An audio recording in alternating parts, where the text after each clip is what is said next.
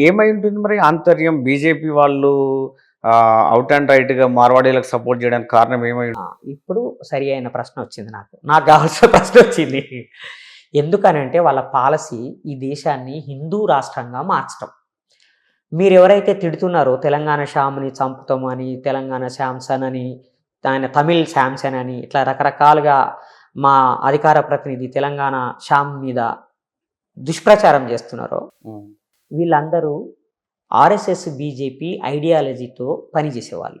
హ్మ్. వాళ్ళు ఏ పని చెప్తే ఆ పని చేస్తారు. హ్మ్. అంటే వీళ్ళదంతా ఒక ఆర్గనైజ్డ్ క్యాంపెయిన్. ఈ ఆర్గనైజ్డ్ క్యాంపెయిన్ వాళ్ళే వచ్చి కామెంట్లు పెడతారు. రేపు నా వీడియో మీద కూడా నన్ను బూతులు తిట్టుకుంటే పెడతారు మీరు రిలీజ్ చేస్తే. హ్మ్. సో ఇదంతా ఒక పకడ్బందీగా నడుస్తున్నటువంటి ఒక వ్యవస్థ. వీళ్ళ లక్ష్యం హిందూ రాష్ట్రాన్ని ఏర్పాటు చేయటం. హ్మ్. హిందూ రాష్ట్రాన్ని వాళ్ళు ఒక పద్ధతిలో సాధించాలనుకున్నారు మురళి గారు. హిందీ, హిందూ, హిందుస్థాన్ అంటే హిందీ భాషని దేశమంతా రుద్ది అందరినీ హిందీ భాష మాట్లాడేటట్టు చేసి మేము హిందువులం అనే భావనలోకి తీసుకొచ్చి హ్మ్. హిందూ రాజ్యాన్ని ఏర్పాటు చేయడం వాళ్ళ లక్ష్యం. హ్మ్. 80 సంవత్సరాల పాటు ఆ ప్రయత్నం చేశారు. హిందీ ద్వారా మనం మార్చాలని లాంగ్వేజ్ ద్వారా. కానీ ప్రాంతీయ భాషలన్నీ ప్రతిఘటించినాయి. మా లోకల్ లాంగ్వేజ్ ముఖ్యం అని. తెలంగాణ శ్యామ్‌కు చేసిన కాల్ రికార్డింగ్‌లో కూడా విఘ్నేష్ హిందీ మార్వాడీనా? మదర్ టంగ్ హిందీ అంటారు. మదర్ టంగ్ మాతృభాష మనది మాతృభాష అంటారు అంటారు. కదా? అసలు హిందీ మార్వాడీలకు కూడా మాతృభాష కాదు. హ్మ్. ఎందుకంటే రాజస్థాన్లో మాట్లాడేది రాజస్థానీ, హ్మ్. గుజరాత్లో మాట్లాడేది గుజరాతీ, హ్మ్. ఉత్తరప్రదేశ్లో మాట్లాడేది హిందీ కడీబోలి, పంజాబ్లో మాట్లాడేది పంజాబీ, హ్మ్. హర్యానాలో మాట్లాడేది ఇంకో కడీబోలి, అస్సాంలో మాట్లాడేది అస్సామీ, హ్మ్. మధ్యప్రదేశ్లో మాట్లాడేది మైథిలి, హ్మ్. మగధి, మహారాష్ట్రలో మాట్లాడేది మరాఠీ. ఇన్ని భాషలు ఉన్నాక హిందీ మాతృభాష ఎవరికి? హ్మ్. గుజరాత్ వాళ్ళకి కూడా హిందీ మాతృభాష కాదు. చాలా మంది గుజరాత్ వాళ్ళకి హిందీ కూడా రాదు. సో ఇది ఫ్యాక్ట్. నేనేమంటే హిందీ ద్వారా ఆ వాళ్ళ భాష కూడా గుజరాతీ వాళ్ళది హిందీకి రిలేటెడ్ గా అనిపిస్తుంది కానీ అది కాదు. చాలా హిందీ కాదు. మాట్లాడుతున్న క్రమంలోనే అర్థం కాదు. హిందీ కాదు, అది సపరేట్ లాంగ్వేజ్ గుజరాత్ అది. సో నేనేమంటున్నానంటే హిందీ అనే భాషని రుద్దాలన్న ప్రయత్నం ఫెయిల్ అయింది, సక్సెస్ కాలేదు. హ్మ్. అందువల్ల హిందూ అన్న భావనకి వాళ్ళు అనుకున్న నిర్మాణంలోకి రాలేదు వాళ్ళు. ఓకే. ఇప్పుడు మార్కెట్ ఒకటే వాళ్ళకి మిగిలింది. హ్మ్. అందుకని ఒకే దేశం ఒకే మార్కెట్ పేరు మీద వాళ్ళు మార్కెట్ని మన దగ్గరికి తీసుకొచ్చారు. మార్కెట్తో పాటు వస్తువులు వచ్చినాయి, మార్కెట్తో పాటు వాళ్ళ సంస్కృతి వచ్చింది, అంటే వాళ్ళ డ్రెస్ కోడ్ వచ్చింది, వాళ్ళ ఫుడ్ హ్యాబిట్స్ వచ్చినాయి, వాళ్ళ పండుగలు వచ్చినాయి. వీటన్నిటి మూలంగా మేము హిందువులం అనే ఒక పాన్ ఇండియా హిందూ కల్చర్ నిర్మాణం అవడం అనేది మొదలైంది. హ్మ్. మరాఠీ కల్చర్ అంటే హిందీ కల్చర్ కాదు, హిందూ కల్చర్, అది నేషనల్ కల్చర్ అంటారు కదా. వీళ్ళు వాదిస్తున్నారు అసలు మరాఠీ కల్చర్ అనేది హిందూ కల్చర్ ఎట్లా అవుతుంది? హిందువుల్లో డిఫరెంట్ కల్చర్స్ ఉన్నాయి. హ్మ్. ఒక్కొక్కరికి ఒక్కొక్క కల్చర్ ఉన్నది. హిందూ కులానికి ఒక కల్చర్ ఉంటుంది మన దేశంలో. హ్మ్. యూనిఫామ్గా రాముణ్ణి పూజించటం, కృష్ణుణ్ణి పూజించటం, దసరా జరుపుకోవటం, దీపావళి జరుపుకోవటం, సంక్రాంతి జరుపుకోవటం అనేవి ఇవి యూనిఫామ్గా ఉండేటువంటి కల్చర్స్, హ్మ్. అంటే పండుగలు. వాటికి సంబంధం లేకుండా లోకల్ పండుగలు చాలా ఉంటాయి. ఉదాహరణకి మనకి బతుకమ్మ, అట్లాగే మనకి బోనాల పండుగ, ఆంధ్రాలో అట్ల తద్ది, ఇంకా రకరకాలైనటువంటి అమ్మవార్ల పండుగలు ఉంటాయి అక్కడ. ఇవి లోకల్ పండుగలు. ఈ లోకల్ పండుగలకే ఎక్కువ ప్రియారిటీ ఉంటుంది. హ్మ్. మన తెలంగాణ ప్రజలందరూ జరుపుకునేటివి ఆంధ్ర వాళ్ళు ఎక్కడికక్కడ లోకల్ కల్చర్స్ ఉంటాయి. కాబట్టి హిందూ కల్చర్ అనేది ఒక మల్టీ కల్చరల్ సెంటర్. అది హిందూ కల్చర్ అనేది బ్రాహ్మణ్ కల్చర్ ఒకటే కాదు, అనేక కల్చర్స్ ఉంటాయి అందులో వితింద. కాబట్టి నేనేమంటున్నా అంటే వీళ్ళు ఆ కల్చరల్ ఇన్వాజన్ని దేశ కల్చర్, నేషనల్ కల్చర్ పేరు మీద ఉత్తరాది కల్చర్ని మన మీద రుద్దుతున్నారు. వాళ్ళకేంటి లాభం? ఇప్పుడు మీరు చూడండి, హైదరాబాద్ నుంచి ఢిల్లీకి పోయిన ప్రతి ఒక్కడు ఉత్తరాది లాగా కోట్ వేసుకుంటారు. అవును. ఒక తమిళనాడు వాళ్ళే, కర్ణాటక వాళ్ళే ఆ కోట్లు వేసుకోరు. హ్మ్. ఇక్కడ ఉన్న వాళ్ళు మన వాళ్ళు అక్కడికి పోగానే సడన్ గా ఉత్తరాది వాళ్ళలాగా మారిపోతారు. హ్మ్. అక్కడి నుంచి ఇక్కడికి హైదరాబాద్కి వచ్చి హిందీ, తెలంగాణకు వచ్చి హిందీ మాట్లాడతారు. తెలంగాణ నుంచి ఢిల్లీకి పోతే కూడా హిందీ మాట్లాడాలి. కాబట్టి వీళ్ళు మార్కెట్ ద్వారా మేము అంతా ఒకటే అనే ఒక సిద్ధాంతంలోకి తీసుకొస్తున్నారు. One nation one market, one nation దాని వన్ ఆంతర్యం ఎలక్షన్. ఏమిటి ఇప్పుడు? వాళ్ళ లక్ష్యం హిందూ దేశ నిర్మాణం. హ్మ్. ఈ కాన్స్టిట్యూషన్ని తొలగించి హిందూ రాజ్యాన్ని నిర్మించటం. తెల్లారులేస్తే కాన్స్టిట్యూషన్కి వ్యతిరేకంగా మాట్లాడే మార్వాడీలు కాన్స్టిట్యూషన్ ప్రకారంగా మేము ఎక్కడైనా వ్యాపారం చేసుకోవచ్చు అని అంటున్నారు. కాన్స్టిట్యూషన్ వ్యతిరేకంగా పనిచేస్తారా బీజేపీ మార్వాడీస్? కూడా బీజేపీ ఆర్ఎస్ఎస్ కాన్స్టిట్యూషన్ వ్యతిరేకం, మార్వాడీలు కూడా వ్యతిరేకమే. ఈ కాన్స్టిట్యూషన్ పెద్ద మాలమాదిగల కోసం తయారు చేసింది, దీన్ని తీసేయాలని అనుకుంటారు వాళ్ళు. బీజేపీ వాళ్ళు మేము భారతదేశ రాజ్యాంగానికి లోబడే పనిచేస్తున్నాము, బాబాసాహెబ్ అంబేద్కర్ అంటే మాకు ఎనలేని గౌరవం, ఆయన ఆలోచన విధానాన్ని మేము ఇంప్లిమెంట్ చేస్తున్నాం అని చెప్తున్నారు. అదే ద్వంద్వ దాని నాలుక. బీజేపీ కేంద్ర మంత్రి 2017లోనే స్పష్టంగా చెప్పిండు, మాకు సంపూర్ణమైన మెజారిటీ వస్తే కాన్స్టిట్యూషన్ని తొలగిస్తామని. కాన్స్టిట్యూషన్ అమల్లోకి వచ్చిన రోజే ఆర్ఎస్ఎస్ స్వయంగా ప్రకటించింది, ఈ కాన్స్టిట్యూషన్లో సనాతన ధర్మానికి సంబంధించిన సూత్రాలు లేవు, పాశ్చాత్య సిద్ధాంతాలతోటి ఈ నింపేశారు ఈ కాన్స్టిట్యూషన్ని, వీనెస్ లేదు అంటే మనతనం లేదు, హిందూతనం సనాతన ధర్మం లేదు ఇందులో, కాబట్టి దీన్ని మేము యాక్సెప్ట్ చేయమని ఆ రోజే ప్రకటించారు వాళ్ళు. ఇప్పటికీ కూడా వాళ్ళు సనాతన పరిషత్ ఒకటి ఏర్పాటు చేసుకొని ఒక ఆల్టర్నేటివ్ కాన్స్టిట్యూషన్ రాసుకున్నారు. వాళ్ళకి పూర్తి మెజారిటీ రాక కానీ లేకపోతే ఎప్పుడో తీసేసేవాళ్ళు వాళ్ళు. అందుకని కాన్స్టిట్యూషన్కి వ్యతిరేకంగా ఒక పార్టీని ఎంకరేజ్ చేసి ఆ పార్టీ మీరు మాట్లాడుతున్నారు అంటే మేధావులుగా చదువుకున్న వ్యక్తులుగా, సరే పార్టీలో పనిచేసే వ్యక్తులుగా, సామాజిక కార్యకర్తలు, నాయకులుగా మీరు ఆరోపిస్తున్నారు, మీరు మాట్లాడుతున్నారు. కానీ ఈ విషయాలన్నీ ప్రజలకు తెలియదా? నిజంగా ఈ విషయాలలో వాస్తవం ఉంటే ప్రజలు నమ్మి చైతన్యమై వాళ్ళే పోరాటం చేస్తారు కదా. 100% తప్పకుండా చైతన్యం అయ్యారు కాబట్టి మొన్న బీజేపీకి మెజారిటీ తగ్గించారు, తెలంగాణలో వాళ్ళని 8 సీట్లకే పరిమితం చేశారు. ఇప్పుడు దేశవ్యాప్తంగా బీజేపీకి ఒక ఎదురుగాలి వీస్తున్నది, అసంతృప్తితో ఉన్నారు. వాళ్ళు చేసిన ఓట్ల దొంగతనం బయటపడ్డది. రాహుల్ గాంధీ గారు చాలా స్పష్టంగా ఓపెన్ చేసి చూపించారు ఎక్కడెక్కడ అన్యాయం చేశారు అనేది. రాహుల్ గాంధీ గారు చెప్పింది ఏంది, సడన్ గా ఒక నియోజకవర్గంలో 20-30 వేల ఓట్లు పెరిగిపోతాయి.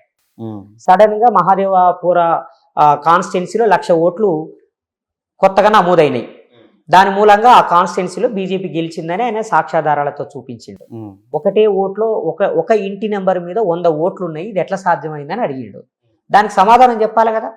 ఇప్పటి వరకు నరేంద్ర మోడీ గారు ఎలక్షన్ కమిషన్ అనేది కాన్స్టిట్యూషనల్ బాడీ, స్వయం ప్రతిపత్తి గల కాన్స్టిట్యూషనల్ బాడీ, ఇప్పుడు కాదు, స్వయం ప్రతిపత్తి గల సంస్థ కాదు. ఇప్పుడు అది ఏ రాజకీయ వ్యవస్థ కానీ రాజ్యం కానీ ప్రభావితం చేయకుండా ఉండాలి ఒకప్పుడు సంస్థ. సరే, అది రాజకీయపరమైన ఆరోపణ.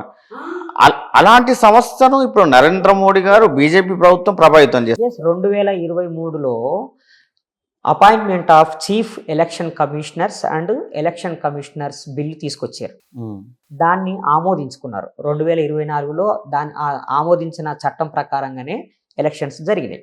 దాంట్లో ఉన్న ఇంతకు ముందున్న చీఫ్ ఎలక్షన్స్ని ఎలా అపాయింట్ చేసేవాళ్ళు అంటే, దాంట్లో చీఫ్ జస్టిస్ ఆఫ్ ఇండియా ఒక మెంబర్గా ఉండేవాడు, ఎక్స్పర్ట్ కమిటీ ఉండేది. ఇప్పుడు ఏం చేశారు, చీఫ్ జస్టిస్ ఆఫ్ ఇండియాని తీసేశారు.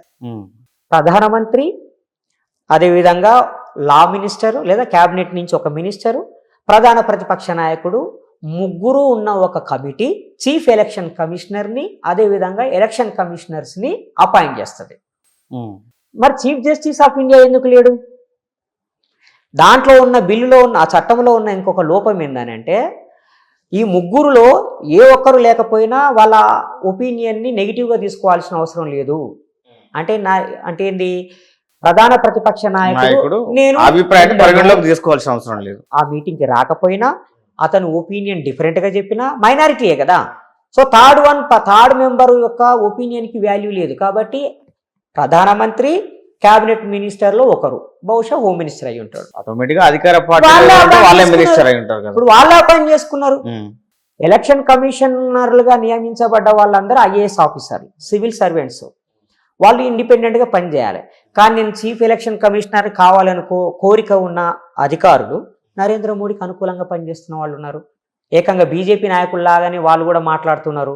రాహుల్ గాంధీ గారు వేసిన ప్రశ్నలకి మీరు ఫ్యాక్ట్ తోటి సమాధానం చెప్పాలి, కాన్స్టిట్యూషనల్గా కాన్స్టిట్యూషన్ పరంగా మీరు సమాధానం చెప్పాలి. దాని భిన్నంగా ఒక పొలిటీషియన్ ఎలక్షన్ ఇంత అవకతవకలు జరుగుతున్నప్పుడు ఈ ఓట్లు అన్ని తీసేసినప్పుడు అది ఆటోమేటిక్గా అధికారం ఎవరి చేతిలో ఉండాలి, ఎవరి చేతిలో ఉండకూడదు అని ఒక ప్రభావితం చేస్తుంది అన్ని లక్షల ఓట్లు అంటే. మరి ఎలక్షన్ కమిషన్ మీద సుప్రీంకోర్టుకు ఫిర్యాదు చేయాల్సిన పౌరులు కానీ లేదా ప్రతిపక్ష నేతలు కానీ ఎందుకు మౌనంగా ఉన్నట్టు ఇన్ని రోజులు? మీరు గమనించండి, ఎందుకంటే ఎలక్షన్ రిజల్ట్స్ కవరేజ్కి పోయినప్పుడు చాలా మంది ఓడిపోయినటువంటి అభ్యర్థులు ఎవరైతే ఉంటారో అంటే 3,000, 5,000, 10,000 ఓట్లతో ఓడిపోయిన వాళ్ళు మాకు ఈ ఈవీఎంల మీద అనుమానం ఉన్నది. మా మొత్తం వీవీప్యాట్లను లెక్కించమంటే లెక్కించట్లేదు. శాంపిల్గా ఒక బూతు 2 బూతులు అంటే ఎంతో 300-400 ఓట్లు మాత్రమే వాళ్ళు లెక్కిస్తున్నారు. మొత్తం కాన్స్టిట్యున్సీలో 2,50,000 ఓట్లు ఉంటాయి. అసెంబ్లీ కాన్స్టిట్యున్సీలో వీళ్ళు 500 ఓట్లు లెక్కించి ఇదంతా కరెక్టే ఉన్నదంటే ఎట్లా? కంప్లైంట్స్ రాసిచ్చారు చాలా మంది ఓడిపోయిన అభ్యర్థులు. అట్లాగే చాలా అఫిడవిట్స్ ఎలక్షన్ కమిషన్కి సబ్మిట్ చేశారు. వాటి మీద ఇప్పటి వరకు సమాధానం చెప్పలేదు. రాహుల్ గాంధీ గారిని అఫిడవిట్ సబ్మిట్ చేయమని అడుగుతున్నారు. అందుకని త్రూ ఎలక్షన్ కమిషన్ వాళ్ళకు అనుకూలమైన ఎలక్షన్ కమిషన్ని తయారు చేసుకోవటం, వాళ్ళకు అనుకూలమైన జడ్జీలని చీఫ్ జస్టిస్ ఆఫ్ ఇండియాలుగా నియమించుకోవాలని ప్రయత్నం చేయటం ఇవన్నీ జరిగినాయి. కానీ సుప్రీంకోర్టు జడ్జీలే స్ట్రైక్ పిలుపునిచ్చారు. న్యాయ వ్యవస్థ స్వయం ప్రతిపత్తిని దెబ్బతీసే విధంగా నరేంద్ర మోడీ ప్రభుత్వం వ్యవహరిస్తున్నదని వాళ్ళు సమ్మెకు పిలుపునిచ్చారు కదా. అందువల్ల chief justice of India appointment కోసం తయారు చేసిన బిల్లు రద్దయింది, స్ట్రక్ డౌన్ అయింది. ఎలక్షన్ కమిషన్కి సంబంధించిన బిల్లు కూడా సుప్రీంకోర్టు దగ్గర ఉన్నది, ఆ చట్టం కూడా. అందుకని నేను ఏమంటున్నానంటే వ్యవస్థల్ని నిర్వీర్యం చేయడం ద్వారా వాళ్ళు అనుకున్న హిందూ రాజ్యాన్ని నిర్మించాలని అనుకుంటున్నారు. హిందూ రాజ్యాన్ని నిర్మిస్తే తప్పేంది అని మీరు కూడా అనొచ్చు. హిందూ రాజ్యం అంటే బ్రాహ్మణ రాజ్యం, హిందూ రాజ్యం అంటే మార్వాడి రాజ్యం. దాంట్లో సర్వ అధికారాలు హక్కులు ఆ 2 వర్గాల వాళ్ళకే ఉంటాయి, మిగతా వర్గాల వాళ్ళకి ఉండవు. అది మా ఆబ్జెక్షన్. అది మీ ఆరోపణ మాత్రమే, దాంట్లో ఆరోపణ కాదు, నిజమే కదా. రాజ్యాంగం లేకముందు ఉన్నదంతా ఏంటి? మన ధర్మశాస్త్రమే కదా. మన ధర్మశాస్త్రం ప్రకారంగానే ఈ దేశంలో పరిపాలన జరిగింది. ఈ మోండా మార్కెట్లో జరిగిన సంఘటనను ఒక వ్యక్తికి జరిగిన సంఘటనగా చూడాలా, లేదా వ్యవస్థ మీద, లేదా ఆ జాతి మీద, ఆ కులం మీద, తెలంగాణ సమాజం మీద జరిగిన దాడిగా చూడాలనా? జాతి మీద జరిగిన దాడిగా, సమాజం మీద జరిగిన దాడిగానే నేను చూస్తాను. ఎట్లా చూస్తాను? ఎందుకు అని అంటే అతడు కొట్టినప్పుడు ఉపయోగించిన భాష, తక్కువ జాతోడివి, దూద ముక్కు అంటే పాల ముక్కునేటోడివి అని వాళ్ళు కమ్యూనిటీని పెట్టి తిట్టారు. ఇప్పుడు మురళితో నాకు గొడవ అయింది, మురళిని నేను ఒక మాట అనొచ్చు, లేదా మురళి నన్ను ఒక మాట తిట్టవచ్చు, అది వ్యక్తిగతంగా. కానీ మురళి కులాన్ని తిడితే అది మొత్తం సమాజాన్ని తిట్టినట్టు కదా. మురళి యొక్క ప్రాంతాన్ని తిడితే ఆ ప్రాంతం మొత్తాన్ని విమర్శించినట్టు కదా, తిట్టినట్టు కదా. కాబట్టి తెలంగాణ వాళ్ళు తాగుబోతోళ్ళు 1000 రూపాయలు వస్తే తాగి పంటరని అనటం తెలంగాణ సమాజాన్ని అవమానించటమే. అవును. ఇప్పుడు ఈ దిగ్నేష్ మార్వాడే అనే వ్యక్తి లైవ్ లో ఒక చర్చలో మీరు ఉన్నారనుకుంటా, ఆ చర్చలో ఉన్నారా, మీరు లేరా? Okay, right. తెలంగాణ వాళ్ళు తాగుబోతులు, ఈరోజు ఒక 1000 రూపాయలు సంపాదిస్తే మళ్ళీ 2 రోజుల దాకా పనికి రారు, తాగి తిని పడుకుంటారు, 10 గంటల దాకా లేవరు అనేది వ్యాఖ్యలు చేశాడు. అది తీవ్రంగా అభ్యంతరకరమైన విషయము. అంటే ఒక రకంగా సోమరిపోతులు, చేతగానోళ్ళు, తాగుబోతులు, క్యారెక్టర్ లేనోళ్ళు, వీళ్ళకి పని చేత కాదు అనేది వీళ్ళు చెప్తున్నటువంటి మాట. ఇది తెలంగాణ ప్రజల్ని అవమానించటం. ఈ తెలంగాణని ఎవడో నిర్మించలే, మేము నిర్మించుకున్నాం. మేము కష్టపడితే నిర్మాణం అయింది ఈ తెలంగాణ, మేము కష్టపడితే నిర్మాణం అయింది ఆంధ్రప్రదేశ్. మొన్న వచ్చారు మీరు, 100 ఏళ్ల నుంచో ఇక్కడ తెలంగాణ ఉన్నది. మా రామప్ప నువ్వు కట్టినవా, మా రామప్ప టెంపుల్ నువ్వు కట్టినవా, కాకతీయుల టెంపుల్ నువ్వు కట్టినవా, మా 1000 స్తంభాల గుడి నువ్వు కట్టినవా? ఇవన్నీ కట్టింది మేము కదా, మేము నిర్మించుకున్నాం. ఇక్కడ రాజ్యాలు మేము పరిపాలించుకున్నాం. మమ్మల్ని నువ్వు తాగుబోతులు అని చెప్పి అవమానిస్తావా? ఇలాంటి పిచ్చి మాటలు మాట్లాడడం వల్లనే ఆంధ్ర తెలంగాణ విడిపోయింది 2గా. మీరు ఈ దేశాన్ని ఏం చేయాలనుకుంటున్నారు? ఇలాంటి మాటలు మాట్లాడి విడగొట్టాలనుకుంటున్నారా?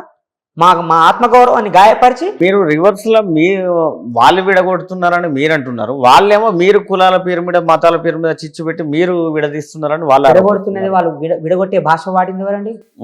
నీచ్ జాతి అన్నది వాళ్ళే, దూద్ బేజ్నే వాళ్ళ అన్నది వాళ్ళే, తాగుబోతులు అన్నది వాళ్ళే. ఈ మాటలు మాట్లాడిన వాళ్ళు తిరుగుబాటు చేయకుండా ఉంటారా? అది విచ్ఛిన్నానికి దారి తీస్తే వాళ్ళు కదా బాధ్యత.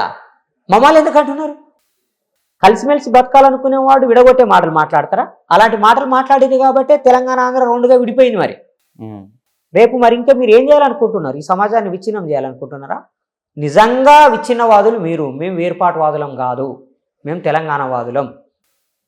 మేము తెలంగాణలో మా తెలంగాణ ప్రజల, తెలంగాణ అస్తిత్వము, తెలంగాణ గుర్తింపు, తెలంగాణ ఉనికి మాకు ముఖ్యం.